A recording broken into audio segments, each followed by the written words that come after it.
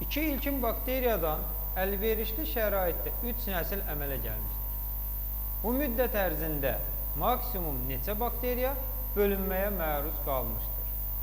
Bakteriyaların çoxalmasında məlum olduğu kimi N0 başlanğıc bakteriyaların sayı bərabərdir 2, nəsil sayısı N bərabərdir 3-dür.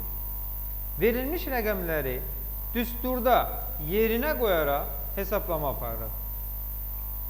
2 vurulsun 2 üstü 3 bərabərdir 16. Əmələ gələn bakteriya sayımız 16 ədəddir.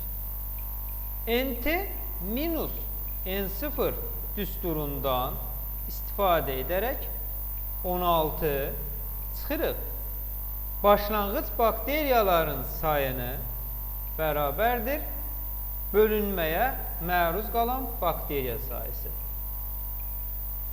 Düzgün variant A variantıdır.